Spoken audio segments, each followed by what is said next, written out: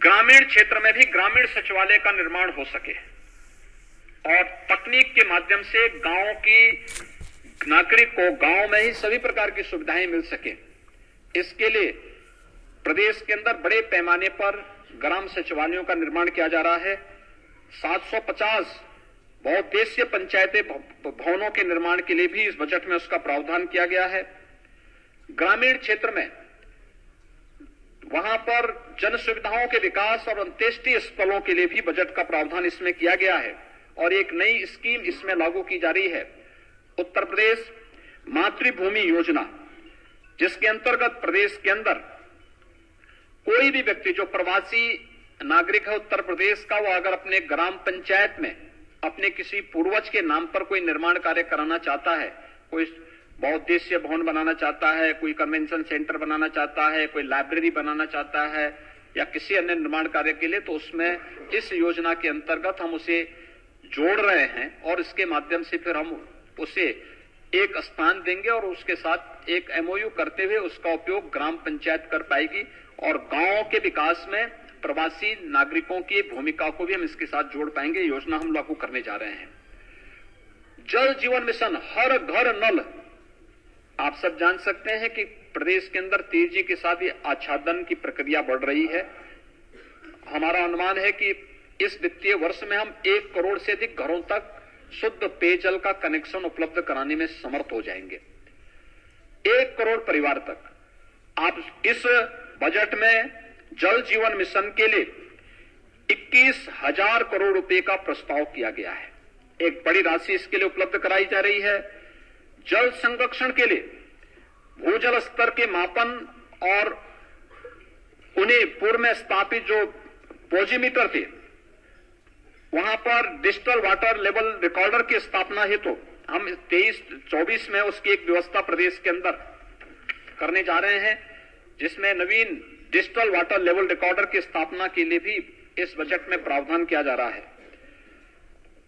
उत्तर बुंदेलखंड क्षेत्र में एक नवीन योजना India Israel Bundelkhand water project प्रारंभ करने का एक प्रस्ताव है और साथ साथ अटल भूजल योजना के अंतर्गत प्रदेश के अंदर जो 26 क्रिटिकल विकास खंड थे, उन विकास खंडों के लिए भी हम लोगों ने प्रदेश के एक बजट का प्रावधान इसमें किया है। वाराणसी में रोपवे के लिए बजट का प्रस्ताव है। Kanpur metro, Agra metro, Delhi, Ghaziabad, Meerut rapid rail के लिए व्यवस्था की जा रही है और मेट्रो प्रदेश के अंदर गोरखपुर, वाराणसी, प्रयागराज, मेरठ, अन्य जो शहर हैं, इन सब में भी एक वित्तीय प्रस्ताव किया गया है मेट्रो के लिए। प्रदेश के अंदर एक नई योजना और शहरी क्षेत्र में विकसित की जा रही है, वह है मुख्यमंत्री शहरी नई यानी न्यू सिटी प्रोत्साहन योजना। यह योजना, इसमें 3,000 करोड़ रुपए की व्यवस्था इस बजट में की जा रही है, जिसके माध्यम से न्यू सिटी के निर्माण के लिए प्रदेश के अंदर $1 ट्रिलियन की इकोनॉमी को प्राप्त करने की दिशा में जो आदरणीय प्रधानमंत्री जी का विजन है, उसके अनुरूप इसको आगे बढ़ाने के लिए न्यू सिटी के निर्माण के लिए भी एक प्रोत्साहन राशि इसके माध्यम से हम लोग देने जा रहे हैं, जिसमें 50% प्रोत्साहन राज्य सरकार देगी और 50% संबंधित अथॉरिटी ऋणों के माध्यम से अपने स्रोत से वहन करेगी।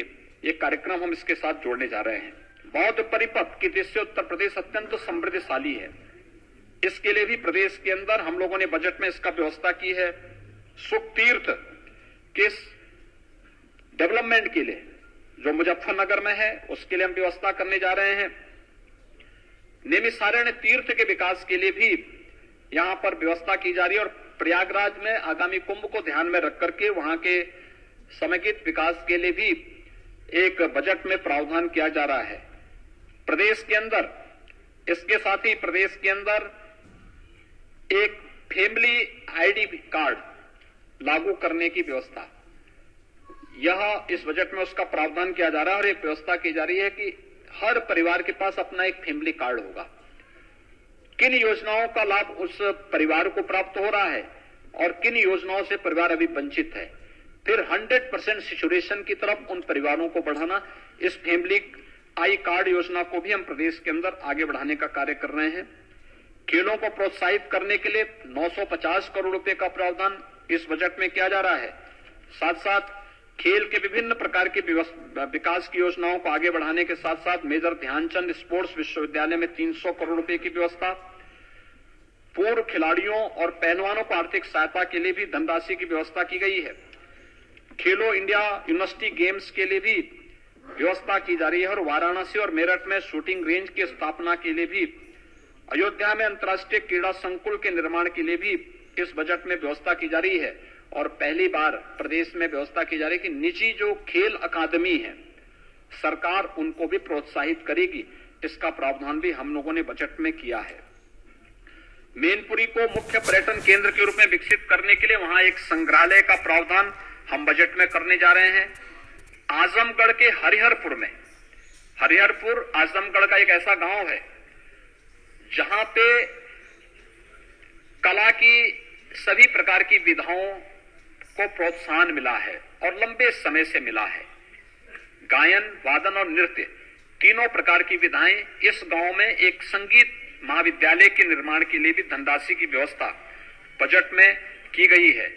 प्रदेश में भारतीय हिंदू नाट्य अकादमी के प्रेक्षागृह के नवीनीकरण के लिए भी उत्तर प्रदेश राज्य पुरातत्व विभाग द्वारा संरक्षित स्मारकों और जो पुरातन स्थल हैं उनके लिए भी धनराशि की व्यवस्था की गई और शहीद स्मारकों के निर्माण के लिए भी प्रदेश में इस बजट में हम लोगों ने प्रस्ताव किया है।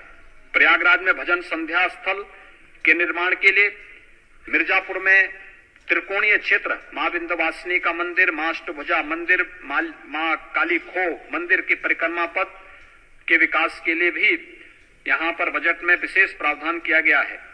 सीतापुर में नैमिषारण्य में वेद विज्ञान अध्ययन केंद्र की स्थापना, काशी हिंदू विश्वविद्यालय में वेद विज्ञान केंद्र के लिए जो व्यवस्था की गई है उसको सेकंड फेज के कार्यक्रम को आगे बढ़ाने और अयोध्या के इंफ्रास्ट्रक्चर डेवलपमेंट के लिए भी इस बजट में अलग से व्यवस्था की गई है। ये कार्यक्रम सभी हम लोगों ने किए हैं।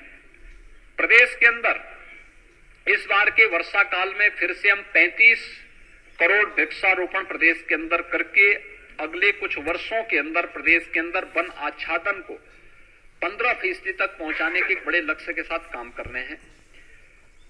कुकरेल में एक नाइट सफारी, लखनऊ में कुकरेल में नाइट सफारी के